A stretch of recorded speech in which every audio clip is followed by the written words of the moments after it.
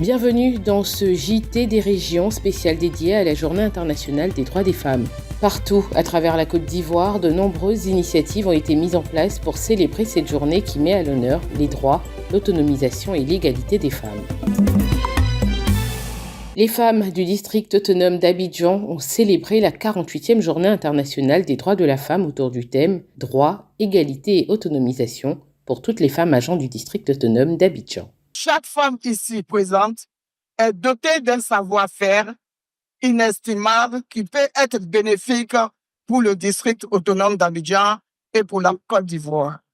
Alors, je vous exhorte à l'amour du travail bien fait et à l'abnégation.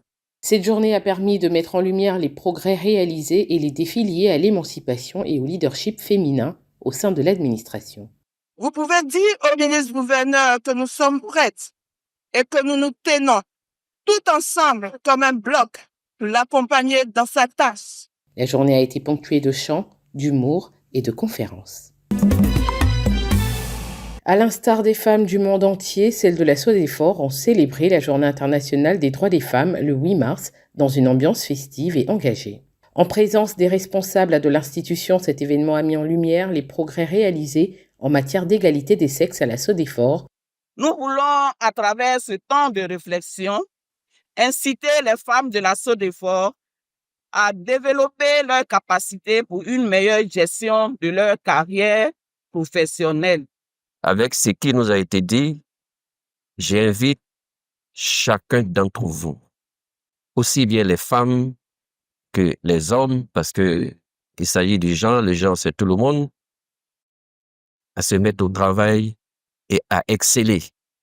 Cette célébration du 8 mars représente un pas de plus vers une SODEFOR plus inclusive où les femmes participent pleinement à la gestion durable des forêts ivoiriennes. À Dassumbo, une sous-préfecture de Korogo, des groupements féminins ont été célébrés à l'occasion de la 48e Journée internationale des droits des femmes. Défilés, témoignages de success stories, remises de certificats et de matériel agricole ont marqué cette célébration. Je dirais dans le projet-là. Bon, maintenant, depuis quand on travaille, ça nous fait plaisir.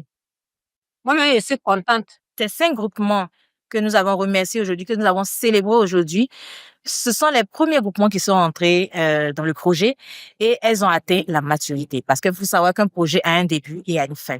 Et les groupements sont amenés un jour à être autonomes. Les responsables de l'ONG Helen Keller International ont salué le soutien constant du bailleur, l'Église de Jésus-Christ des Saints des Derniers Jours, depuis le lancement du projet. Durant cette période, le financement régulier de l'Église de Jésus-Christ des Saints des Derniers Jours, année après année, a permis d'atteindre les résultats significatifs. Ces femmes sont devenues des piliers de leur communauté, construisant un avenir meilleur pour elles et pour leur famille. En entamant la 8e année du projet, de nouveaux groupements ont été admis pour bénéficier de ce programme. Le gouvernement ivoirien a déployé des ressources importantes pour l'autonomisation des femmes, un soutien qui bénéficie particulièrement aux femmes de la Nawa dans le sud-ouest du pays. Lors de la Journée internationale des droits des femmes, les femmes de la région ont salué les actions de l'État. Cette année, les festivités ont eu lieu à Soubré, en présence des autorités locales et des partenaires traditionnels, dont l'ONG Assapsu. La célébration a été marquée par une marche sportive et du fitness, ainsi qu'un village exposant divers articles et un concours culinaire. Beaucoup de choses ont été faites. Je peux citer même la mise à disposition du Fonds Femmes, qui a pu quand même aider certaines femmes ici, au niveau de Soubré. Donc, nous sommes dans un village. Ce village est né de la volonté de Madame la ministre de la Femme, de la Famille et de l'Enfant, qui a trouvé nécessaire et vraiment très opportuniste de créer un cadre d'échange, un cadre qui pourra servir de tremplin où toutes les femmes pourront venir exprimer leur savoir-faire. Au niveau des instances de décision, il y a un quota qui est appliqué, les 30%. C'est-à-dire que si vous avez 10 responsables, parmi ces 10 responsables, il y a 3 femmes, au moins. Au niveau politique également, les conseillers, que ce soit régionaux ou municipaux, parmi ces conseillers, vous avez ce qu'on appelle les 30% également, qui, s'il n'est pas respecté, les listes sont rejetées. La célébration a aussi été accompagnée d'une campagne de sensibilisation contre le cancer du col de l'utérus et le VIH-Sida, offerte par l'ONG ASAPSU.